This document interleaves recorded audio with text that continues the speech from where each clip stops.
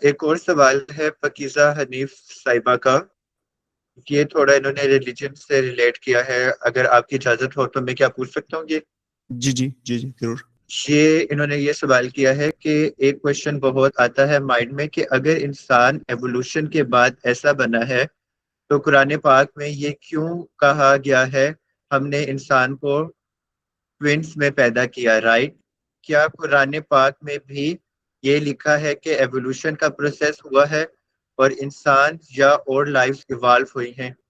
جی تو ظاہر ہے یہ بہت پیچیدہ سوال ہے، بہت مشکل سوال ہے، یہ بہت سے لوگوں کو پریشان کرتا ہے اور ظاہر پریشان کرنا بھی چاہیے، کیونکہ بظاہر ایسا لگتا ہے کہ سائنس اور مذہب میں جو بیانات ہیں وہ ایک دوسرے پر منطبق نہیں ہو پاتے، رائٹ؟ لیکن آپ یہ پہلے ذہن میں واضح کر لیجئے اپنے ذہن میں کہ قرآن مجید سائنس کی کتاب نہیں ہے، قرآن مجید ہدایت کی کتاب ہے، رائٹ؟ اس میں جو حقائق بیان کیے گئے ہیں وہ آپ کو ریٹوریکل آرگومنٹ کے طور پر بیان کیے گئے ہیں، یعنی آپ جب بھی قرآن مجید پڑھتے ہیں تو وہاں پہ آتا ہے کہ کیا تم نے نہیں دیکھا، رائٹ؟ تو وہ ایک آرگومنٹ ہے، آپ کو چیلنج کیا جا رہا ہے، اور آپ کو اگر تھوڑی دیر کے لیے ہم اس بحث کو الگ کر دیں، قرآن میں جگہ جگہ یہ کہا گیا ہے کہ تم دیکھتے کیوں نہیں، تم سوچتے کیوں نہیں، رائٹ؟ تو مشاہدے کا حکم دیا جا رہا ہے، بار بار سوچنے کا حکم دیا جا رہا ہے، اور فطری مظاہر کو، اور جب مشاہدے کی بات تو ظاہر ہے کہ وہ فطری جو مظاہر ہیں ان کے مشاہدے کی بات ہو رہی ہے، فطری مظاہر کا مشاہدہ کرنے کا سب سے زیادہ قابل اعتماد طریقہ سائنس ہے۔ تو قرآن مجید آپ کو واضح طور پر سائنسی سوچ پیدا کرنے کی دعوت دے رہا ہے کہ تم دیکھو، سوچو، سمجھو۔ اب اگر آپ کے ذہن میں کہیں یہ سوال آتا ہے کہ سائنس اور قرآن مختلف بات کر رہے ہیں، تو اگر میرے ذہن میں سوال آتا ہے تو پہلا سوال میں اپنے آپ سے یہ پوچھوں گا، کیا مجھے سائنس کی مکمل سمجھ ہے؟ غالباً نہیں۔ کیا مجھے قرآن مجید کی مکمل سمجھ ہے؟ غالباً نہیں۔ اب مجھے آپ کا علم نہیں کہ آپ کو عربی آتی ہے نہیں ہے، میں مطلب آنیسٹلی میں آپ کو بتا رہا ہوں کہ مجھے عربی نہیں آتی، میں قرآن مجید کو پڑھتا ہوں تو ترجمہ اور تفسیر پڑھتا ہوں، رائٹ؟ اب قرآن مجید تو اللہ تعالیٰ کا اللہ تعالیٰ کے الفاظ ہیں، اس پہ ہمارا سب کا ایمان ہے، اس پہ کوئی اختلاف نہیں ہے۔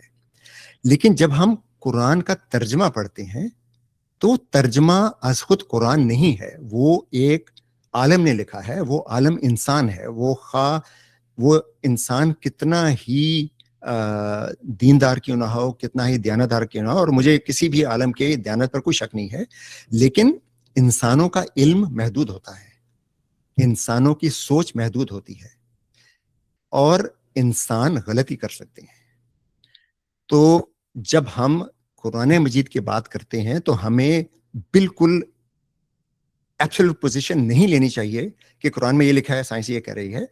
ہمارا سائنس کا علم بھی محدود ہے، قرآن کا علم بھی محدود ہے، اور یہ بھی ممکن ہے کہ ہم نے جو ترجمہ پڑھا ہے، جس عالم نے وہ ترجمہ لکھا ہے یا تفسیر لکھی ہے، ان کا اپنا علم محدود ہو۔ یہ ایک حقیقت ہے، میں کئی دفعہ اس کا ذکر کرتا ہوں۔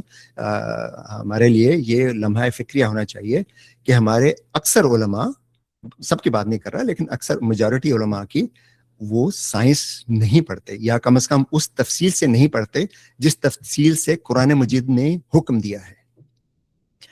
تو قرآن مجید میں جو بیانات ہیں وہ یہ ممکن ہے کہ ہمیں ان کے سمجھنے میں غلطی ہوئی ہو، یہ بھی ممکن ہے کہ سائنس میں سائنسدانوں نے غلطی کی ہو۔ تو ہمیں تھوڑا سا مارجن آف ڈاؤٹ رکھنا چاہیے کہ اگر ہمیں قرآن اور سائنس میں یا مذہب اور سائنس میں کہیں کوئی کانٹرڈکشن نظر آ رہی ہے تو وہ ہماری کم فہمی، یعنی ذاتی طور پر میری کم فہمی ہو سکتی ہے، وہ مجموعی طور پر انسان کی کم فہمی ہو سکتی ہے، وہ سائنس کی کم فہمی ہو سکتی ہے، یعنی سائنس یعنی جیسے جیسے علم بڑھے گا ہمیں اور وضاحت ملتی جائے گی۔ اور ایک بات اور ذہن میں رکھیے کہ تمام کے تمام علماء جب قرآن مجید کی تفسیر لکھتے ہیں تو اپنا ایک ورڈ ویو ہوتا ہے، اس کے ورڈ ویو کے تناظر میں لکھتے ہیں، اور ورڈ ویو علم کے ساتھ ساتھ تبدیل ہوتا رہتا ہے. آج سے 1000 سال پہلے کی تفاسیر میں قرآن کا ہر مفسر زمین کو فلیٹ بتاتا تھا. اب پڑھے لکھے مفسر تفسیر لکھنے والے قرآن کو جب ترجمہ اور تفسیر کرتے ہیں تو زمین کو فلیٹ نہیں بتاتے.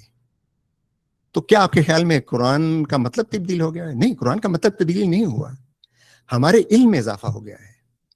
اب ہم قرآن کی ان آیات کا سطحی مطلب نہیں لیتے جن سے کچھ لوگوں کو آج بھی یہ لگتا ہے کہ زمین فلیٹ ہے. اب ہم یہ سمجھتے ہیں کہ قرآن کی زبان جو ہے محاورے کی زبان ہے، اور قرآن میں سائنس سکھانے کا مقصد نہیں تھا، قرآن کو نازل کرنے کا، ہدایت دینے کا مقصد تھا. تو ہم یہ کرتے ہیں کہ بجائے قرآن سے ہدایت، یا مطلب ایسا نہیں کہ ہم ہدایت نہیں لیتے، لیکن بعض اوقات ہم ہدایت کو ایک طرف کر دیتے ہیں اور we are stick on narratives. اب وہ نیریٹیو جو ہیں وہ ضروری نہیں ہے کہ قرآن کے نیریٹیو ہوں، وہ علماء کے نیریٹیو بھی ہو سکتے ہیں، اور علماء غلطی بھی کر سکتے ہیں. تو یہ آپ کو شاید علم ہوگا کہ کچھ علماء جو سائنس کو سمجھتے ہیں ان کے نظر میں قرآن اور سائنس میں کم از کم یہ ارتقاء کے نظریے میں اختلاف نہیں ہے. تو آپ سے میری درخواست ہے، خود بھی میں یہی کوشش کرتا ہوں کہ قرآن کا جب آپ ترجمہ تفسیر پڑھتے ہیں تو بہت سے علماء کا ترجمہ تفسیر پڑھیے، خاص طور پر نئی تفاسیر پڑھیے، رائٹ؟ کیونکہ جب علماء سائنس کو پڑھتے ہیں تو ان کا اپنا ورڈ ویو بھی ایکسپینڈ ہوتا ہے، پھر وہ اس ورڈ ویو کے تناظر میں تفاسیر لکھتے ہیں. تو کچھ علماء آج بھی ایسے ہیں جن کی نظر میں قرآن میں بالکل ایسا واضح نہیں لکھا ہوا کہ حضرت آدم پہلے انسان تھے. حضرت آدم پہلے نبی ضرور تھے، لیکن یہ کہیں نہیں لکھا گیا کہ حضرت آدم پہلے انسان تھے.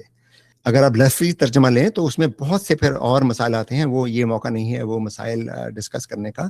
لیکن آپ جو ترجمہ یا تفسیر پڑھ رہے ہیں یا پڑھ رہی ہیں ان کو کبھی غور سے پڑھیے گا اور یہ دیکھیے گا کہ کہاں کہاں لفظی مطلب لیے جا رہے ہیں، کہاں کہاں لفظی مطلب نہیں لیے جا رہے، کہاں کہاں الفاظ کی وضاحت میں یہ بتایا جا رہا ہے کہ یہاں لفظی مطلب نہیں لینا، کہاں کہاں یہ نہیں بتایا جا رہا.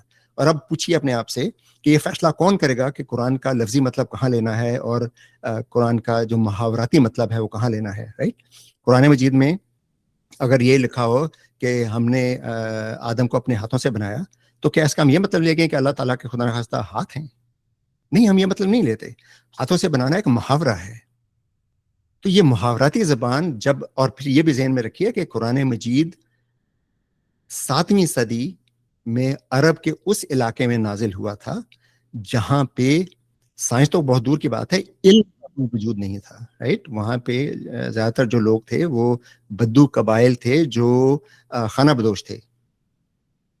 ان لوگوں کے لیے جو قرآنی آیات آئی تھیں، اور آپ کو یہ بھی شاید ذہن میں ہوگا کہ قرآن کی جو آیات ہیں کائنات کی تخلیق کے متعلق یا زمین کی تخلیق کے متعلق یا انسان کی تخلیق کے متعلق، وہ زیادہ تر مکی صورتیں ہیں، رائٹ؟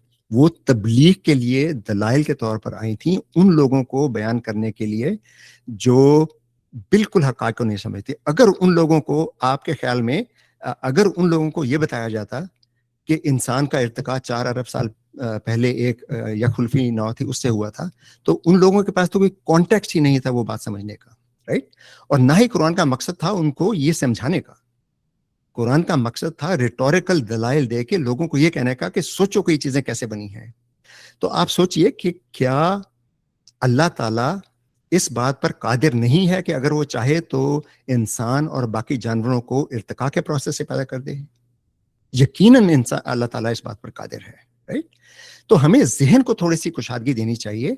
یہ ہارڈ پوزیشن لینا کہ سائنس اور مذہب ایک دوسرے کے مخالف ہیں، یہ رویہ از خود غیر علمی رویہ ہے. علمی رویہ یہ ہے کہ ہم تھوڑی سی ہیوملٹی پیدا کریں، یہ تسلیم کریں کہ ہمارا علم محدود ہے، یہ تسلیم کریں کہ جو لوگ، جو علماء قرآن کا ترجمہ اور تفسیر لکھتے ہیں ان کا بھی علم محدود ہے. تو ان کا ترجمہ اور تفسیر از خود قرآن نہیں ہے، اس پر ایمان مت لائیے. قرآن پر ہمارا ایمان ہے، ایک شخص کے لکھی گئی تفسیر پر ہمارا ایمان نہیں ہے. بات کو یہیں پہ ختم کرتے ہیں، بہت لمبی بحث ہے، یہ کبھی ختم ہونے والی بحث نہیں ہے.